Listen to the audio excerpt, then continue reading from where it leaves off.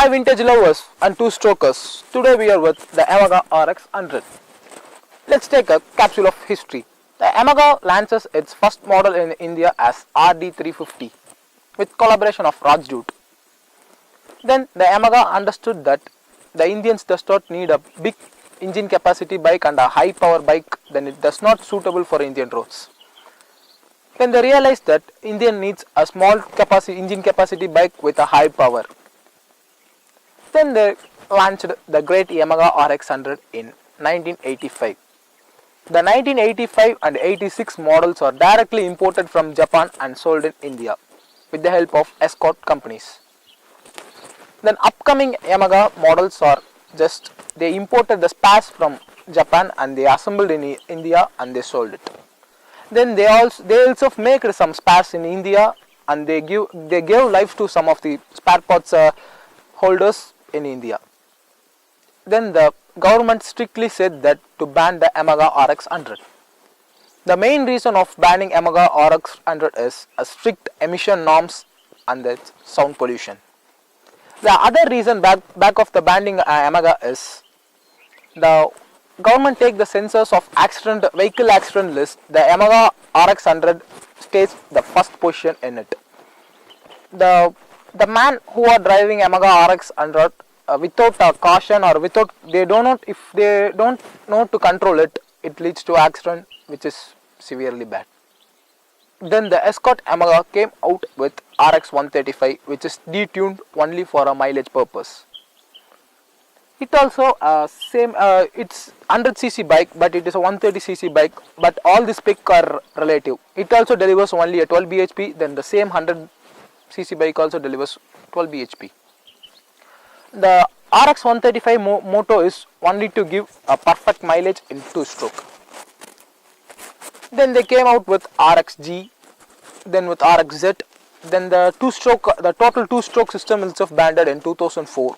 Then the Yamaha also shifted to their 4-stroke life starting with Libro.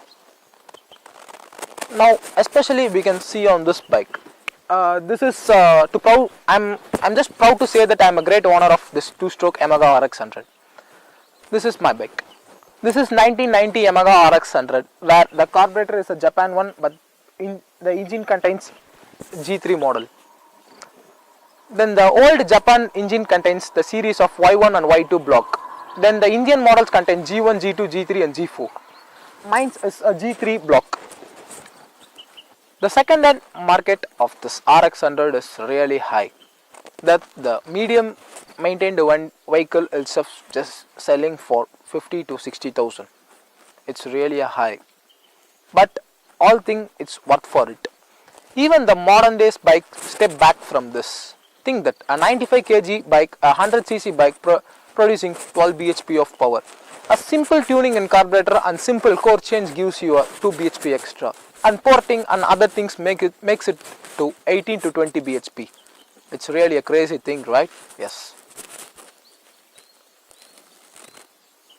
Nowadays modern bikes like R15, Duke, they will not perform in off-road, they will just cruise in highways. But this bike just cruise in highway, cruise in city, then cruise in off-road also. It's a multi-purpose bike. The top speed of this bike is the company recommended top speed is 100, but I touched 110 in my bike. This is the story of the great legend RX100. Some of the myth are there about RX100 that they say the Japan model are rolled out with 125cc and they are just cheated the government as 100cc. But think twice. The government will not give certificate without checking the engine. Coming to the end of this video. Now some of the people will understand why this Yamaha RX100 ruling this whole roads till now. You will not believe that this is my 30 years old vehicle which is elder than me, but it just makes the power as much as.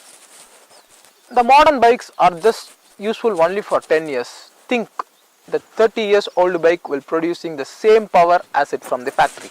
Now I think all understand about this great Yamaha RX100.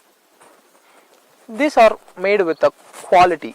The only motto in that olden days are the only just a quality.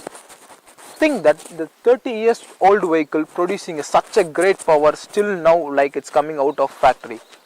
but nowadays modern bikes lacks in it. The great drawback of this also a mileage. Its mileage is just from 30 to 35. So only they launched with RX-G and RX-135. You must know the power of this bike. Just see the link below. Thanks for watching.